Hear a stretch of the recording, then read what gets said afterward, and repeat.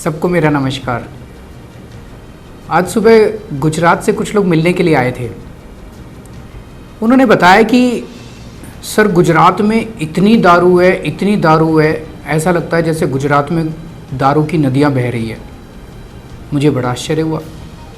मैंने कहा पर गुजरात में तो नशाबंदी है।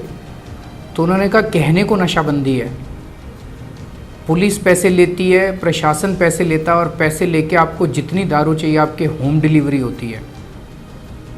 और उन्होंने बताया कि लोग दारू की इतनी ज़्यादा नकली दारू है जिसकी वजह से लोग बहुत परेशान हैं और कई लोगों की मौतें भी होती हैं। अल्पेश ठाकुर इस दिशा में बहुत अच्छा काम कर रहे हैं। उन्होंने गांव-गांव में जाके जिस तरह से नशाबंदी कराई है, उन्होंने गांव-गांव में नशाबंदी के खिलाफ जो आंदोलन छेड़ा है और पूरे गुजरात को उन्होंने खड़ा कर दिया है नशाबंदी के खिलाफ। और जो सबसे अच्छा काम कर रहे हैं कि नशे के खिलाफ वो लोगों को तैयार कर रहे हैं।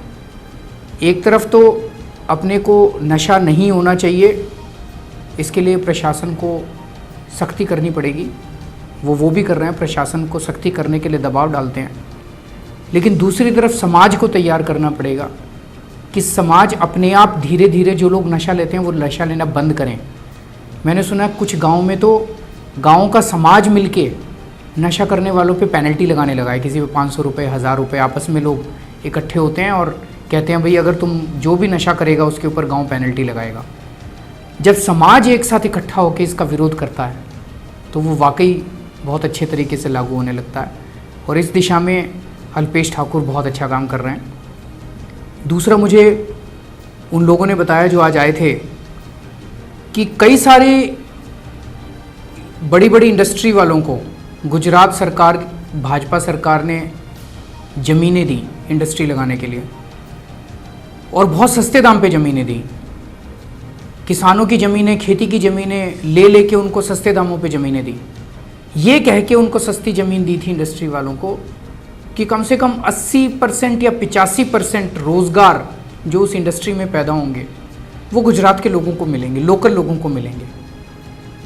तो ज़मीन देते टाइम तो लिख लिया, करार कर लिया, एग्रीमेंट कर लिया, लेकिन दे नहीं रहे। 80% 85% लोकल लोगों को नहीं दे रहे। ये भी गलत बात है।